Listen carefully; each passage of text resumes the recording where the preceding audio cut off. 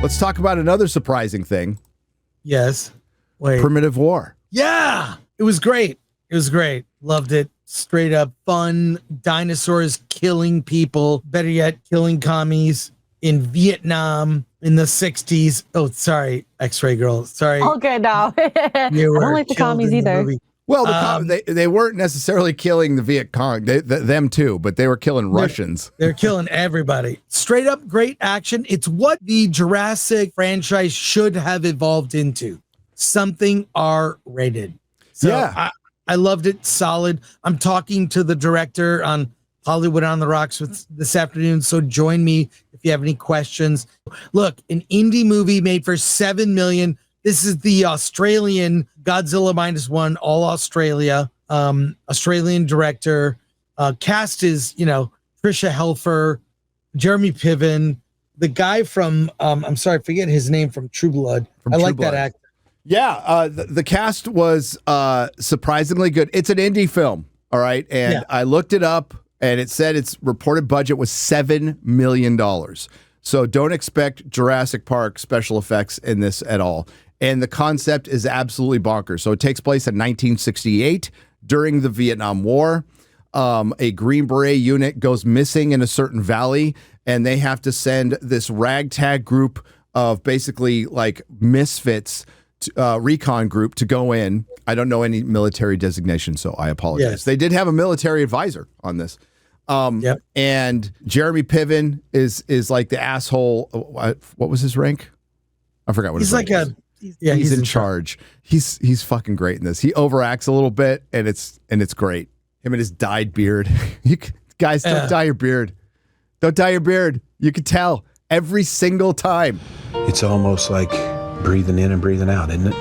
Just let it go!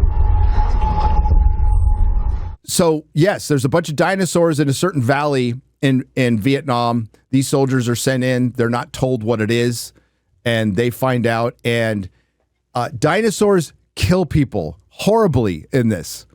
There's a one scene with the pterodactyl. Yes, that was great. They're like scooping out their entrails, and they're still the guy's still alive. So it's it was bad. They're like eating it like spaghetti, the entrails, and the dude's like bad. Alive and stuff. It's like there is some good shot scenes, and I don't know if it's volume or not, but it's like the exteriors. Some of the exteriors where they're like walking through the grass, which they do in Jurassic World Afterbirth, but this one's way better because it's soldiers walking through the grass and you're waiting for something to show up, and there's Brontosaurus and there's T-Rex and there's all your favorite dinosaurs, and they're killing people and horribly, and they don't die right away. One guy just gets ripped to shreds and disemboweled, and he lives for a good long time in complete misery. Tricia Helfer, not a girl boss. She's a Russian scientist. And her whole unit is dead, and she's a morphine addict now because she's so distraught. And they find this station, what the Green Berets are working for. And I won't tell you, but they do explain like how the dinosaurs get there. So look at this as an alternative history movie, and it knows the assignment. It is like, this is crazy. This is dinosaurs in Vietnam, and they just roll with it. And it's freaking great. And it reminds me, I was talking about it yesterday on one of those books I would just cover buy back in the day at the used bookstore, Chris. You would just go, wow. And it could just be called Dinosaurs in Vietnam or whatever. And you're like, holy shit, I'll read that because it's got a cool cover. And you can read, it's like 100 pages. And it is based on a book, by the way, Primitive War series. It is based on a book. And that's what it reminded me of. And it was just fun. Some of the effect scenes, a little rough at times because it's made. But some are great. But some are great. Yeah. Like there's some good shots in this. The acting's pretty good for an indie movie with like eyes too big for its stomach. You know what I mean? Like you're taking on a huge concept. It has no business being this good. And the 2-hour running time didn't feel long. It was 2 hours and 15 minutes. And I have fun watching it. I did. And it's available at Fathom Events. It's at select theaters, and they did extend it. And yes, at the end, there's a T-Rex eating commies. Yeah. That one scene where the blood spurts off on the hammer and sickle.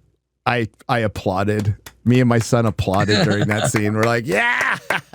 So, yeah. And it doesn't hold back. It uses bad language towards the Vietnamese. They get it. They don't mind being racist. Yeah. So there you go. Or what? It's of its time. The vernacular of its time. Yeah, including the music. Let's talk about that music. So they use 60s music, and it really works. And did you notice, Chris, that those weren't all like that wasn't the original Fortunate Son? Did you notice? That's a trick that even Hollywood uses. Yes. Michael Bay famously hires cover bands to do Stones songs because he doesn't want to pay for the performance. He pays for the publishing, but then gets a different band to record it. And maybe you're going to talk to the director, and he can correct me if I'm wrong, but it was John Fogerty's version of Fortunate Son, not Creedence Clearwater Revivals, and the other songs sounded like demos. Yes, of the original, but not the which I'm guessing are cheaper. I could be wrong on this, but the songs were close. But I could tell. I've heard them so much. It's like, no, this isn't the original version of the song, and that would have taken half their budget to get that. So I thought it was really clever because it still works. It still really worked. I'm like, how did they get the licensed music? I'm like, oh, it's different. Like, give me some lovin'. It was missing the chorus from the background singers, right? It's like, oh, that's interesting. That's interesting. So I thought it was clever. Well done. So I recommend this movie. It's fun. You know, where Godzilla -1, I would say is high art. I would say that's like a really well-made film. This is embracing fun. It reminded me of all the fantasy movies they would make back in the 80s where they just didn't have a budget, but way better. And I liked it a lot. Nerderotic.com. Please subscribe.